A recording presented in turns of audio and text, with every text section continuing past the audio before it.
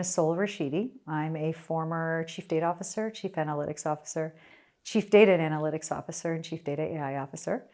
I played rugby, professional sports, and then when it was time to hang up my cleats, I took the first job offer that came to me, and that was to be a data engineer.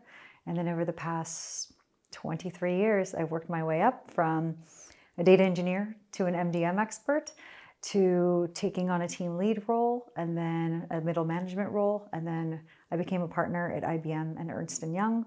And I worked my way up to becoming the C-suite executives that I have for these Fortune 500s that I've served. Being a practitioner is a lot of fun. And you get to build and you get to physically see what you build. Unfortunately, you don't get to influence the direction or the strategy or how things should be introduced into the market. So while I think it's a lot of fun and you get to manifest and see everything that you build, the challenge as an individual contributor, is that you don't get to influence the strategy overall. But as an executive, it's less about building necessarily and hiring the talent that can build, but you have more influence on the path, the strategy, the direction, the roadmap. But it's also a lot of politics, and it's also a lot of patience, and it's also a lot of wanting to move faster, not nearly going as fast, and shielding your team from some of the politics. So I would say both have their pluses and minuses, but I would always rather be in a position of influence than in a position of having to take the direction that the influence provided. It's really good that there are distinctions across individual contributors, whether you're staff, principal 1, principal 2, or principal 3. I think the key difference is as a staff, you're taking direction, you're doing the work, you're not setting standards, you're not setting processes, you're a chain, if you're a link in the overall chain.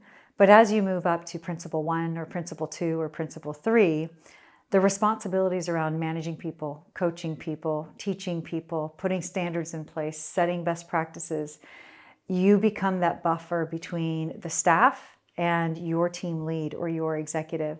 And so you actually naturally take on leadership qualities, but within your domain. So you're not expected to deal with the politics, but you are expected to identify opportunities to improve processes and performance and be able to put those processes in place and replicate it down as a standard. So I think those are the major differences between the different levels within the IC domain. How do you ask for a pay increase without sounding selfish, even though your primary motivation is just still to get more paid? Well, I think first you have to understand your boss first. If they are very data oriented, if they're more of a stoic individual, not necessarily your warm and fuzzy type, you just present the facts. We spend $2 million a year outsourcing A, B, and C. I would like to remove some of that burden, reduce our CapEx, but in return, I want a 6% increase in my baseline pay.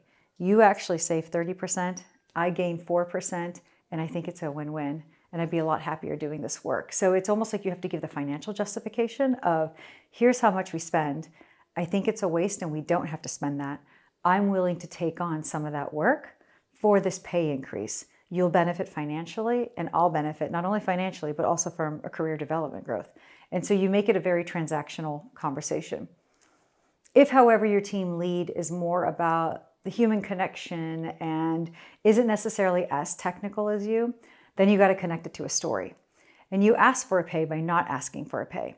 You ask for a pay eventually, but the first step is, I have aspirations of moving upwards, and I want to be able to invest in my career.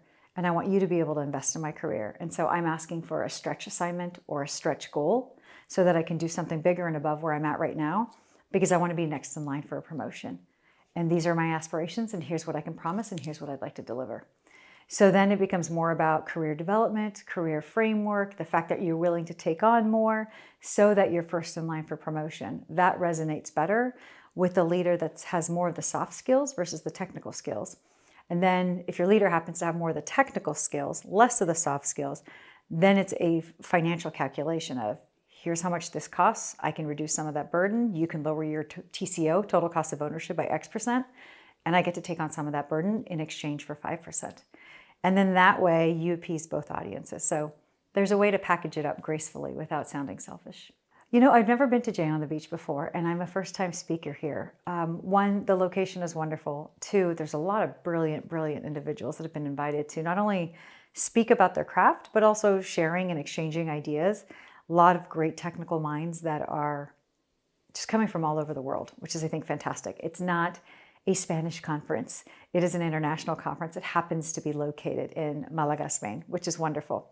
But my experience has been fantastic. I've met wonderful individuals. I may even hire some of them, but it's been a very good one.